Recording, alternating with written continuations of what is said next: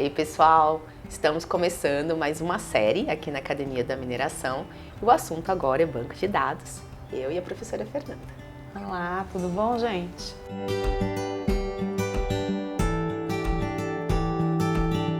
Bom, no vídeo de hoje nós vamos conversar sobre dados, né? Antes de falar sobre como gerar, como armazenar, acho que é importante a gente entender o que são dados. Que apesar de se pegar, acho que isso ainda gera muita confusão, né, Fê? Com certeza. Bom, dados são todas as coisas, todas as observações que podem ser documentadas, né? Então, tudo que pode ser medido, pode ser documentado, registrado, são considerados dados, né? Também como matéria-prima para a informação. E turma, isso é muito importante porque se a gente está falando do dado em si, a hora que eu gero um peso, a hora que eu gero uma altura, umidade, uma data, uma descrição geológica, um nível d'água, um número de venda, uma posição de logística. Então, entendam que dados são essas medidas que nós vamos gerando no decorrer aí dos processos. E qual que é o problema desses dados? As pessoas confundem com informação, certo? Eu costumo falar assim, ó, uma medida, né, um número qualquer, assim, 33. 33 é uma medida, é um número. Só que você não sabe o que pode ser. 33 é o que? É a idade, ou é o peso, ou é o número do sapato, ou, sei lá, quilômetros, né? O tamanho do cabelo. O que vem depois é a informação. Sim. 33 é a medida, 33 é o dado. Se eu sei que 33 é o tamanho do sapato de uma criança, eu falo assim, então essa é a informação. Uhum. Entendeu? O 33 já vira transformação. Você tem que ter um conhecimento o que aquele 33 está representando. Aí isso é a informação. Não, 33 é a idade de uma pessoa. Não, 33 é o tamanho do tênis. Né? Isso é informação. O dado é 33. A informação é como se fosse... É um complemento. O dado é a matéria-prima para gerar informação. E o dado, ele não necessariamente é um número, né? Não. É qualquer observação que pode ser documentada, né? Por exemplo, descrição de log e amostragem não é número, né? Uhum. Você tem que descrever lá o que rocha que é, né? Quantos por cento tem de claro, de escuro, sei lá, né? No olho. Então, isso não é necessariamente um número. Mas voltando, é um dado, né? Ser claro, ser escuro não necessariamente é a cor, né, relacionada à rocha. Então a gente tem que conhecer. Não. E o que é interessante? Aí já puxando um pouquinho para a questão de estrutura. Antes da gente ir para o passo seguinte, falando de dados, informações e aí sim interpretações. É a questão de que quando você organiza dados, e isso é um sofrimento, né? Nossa! Se a gente tem o dado em si, a observação em si, e ela está relacionada a um indivíduo, a algo, né? Então, é aquela estruturinha de banco, né? A gente tem a linha onde as informações relacionadas à Fernanda. A Fernanda é a chave primária. E lá eu posso colocar a altura, a idade, não sei o quê, que vão ser os dados relacionados a informações. E isso é uma confusão danada, né? As pessoas, nessa hora, quando a gente vai estruturar um banco, né, aí já falando de banco de dados, estrutura de banco de dados, a gente tem que ter em mente, para construir essa estrutura, para formar essa estrutura, você precisa entender e saber quais são as informações que você quer tirar daquele dado, entendeu? Então, como você falou, o primeiro registro vai ser o registro da Fernanda.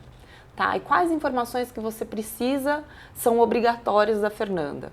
Né? O nome, o sobrenome, então são informações necessárias. Né? A idade, o quanto que ela tem de altura, aí são informações talvez não necessárias, mas ou obrigatórias, mas requeridas, né? Queridas e assim, eu gostaria que tivesse as informações.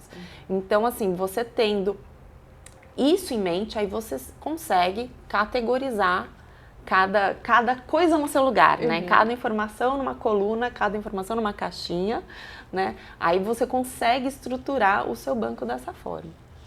E aí, trazendo um pouquinho para o nosso ambiente, né? Pensar num banco básico, geocientífico, assim, se a gente fosse pensar num banco que a gente usa para modelagem.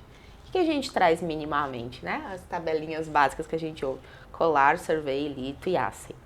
A gente tem que entender que nessa estrutura eu já estou pegando dados e criando tabelas que elas podem ser relacionáveis. E aí, Fer, quando a gente entra nessa, qual que são as confusões entre o que é obrigatório, o que é requerido e quem é a Fernanda e quem é a Marcela, né? Bom, né, quando a gente vai para essa seara do banco de dados da geologia, banco de dados da mineração, banco de dados geocientíficos, dê o nome que você quiser, o banco de dados que o pessoal usa ali como finalidade, né, o final mesmo, para recurso,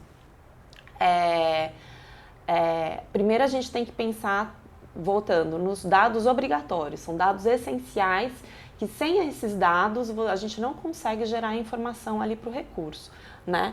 Então, assim, o collar, né, o identificador do furo. Onde ele está, pelo amor de Deus, onde ele está? O nome do furo, porque eu posso saber onde ele está, mas se eu não sei o nome, não quer dizer muita coisa. O XYZ dele, né, é fundamental, porque aí realmente é onde aquele furo está, né? A survey, muitas vezes, você precisa da perfilagem, né? Você precisa saber como é que é, porque aí você vai ter a localização de cada amostra, né? De cada medida ali do seu furo. Bom, litologia, descrição, você precisa ter, ou a química, né? Então, esses são os dados, assim, obrigatórios, essenciais para você reconstituir os furos, né, a geologia, né, em 3 dimensões para você poder fazer os cálculos posteriores, né? Porque aí são cálculos. Aí já não são os dados crus, os dados que a gente observa em loco, né, que são os dados que a gente chama de primários, né, que são aquelas observações da realidade naquele momento, né? Ótimo. Então, para fechar o vídeo, nós falamos sobre o dado, sobre a informação, como organizar isso minimamente numa estrutura. E beleza, nós temos dados, temos informações e aí sim nós vamos começar a fazer interpretações. Exatamente. A interpretação não é dado. A interpretação não é dado. E aí, para fechar o vídeo, eu e o Fernando estávamos rindo, assim, pensando em exemplos para dar nos treinamentos.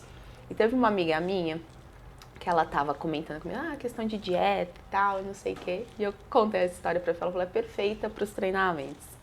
Ela começou assim, na quinta-feira eu fui pesar e eu engordei 1 quilo, e ela de dieta. Na sexta-feira eu fui pesar e eu engordei mais 1 quilo. No sábado eu pesei e já tinha engordado um pouco, aí eu fiquei com raiva, fui pro churrasco, comi e bebi pra caramba. No domingo eu acordei e fui pesar, eu tinha emagrecido 1 quilo. Conclusão, eu posso ir pro churrasco, comer e beber bastante que eu emagreço. Não, pelo amor de Deus. Mas é isso que a gente vê acontecer, né? Exato. Não, você tem que levar em consideração as variáveis, né? Não é aquela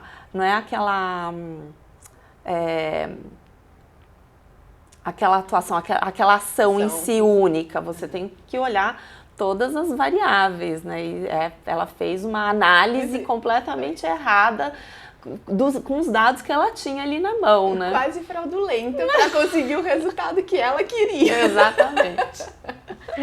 Então, pessoal, para concluir o vídeo de hoje, a ideia é essa, que a gente tem que entender o que são os dados. E nós geramos uma infinidade de dados.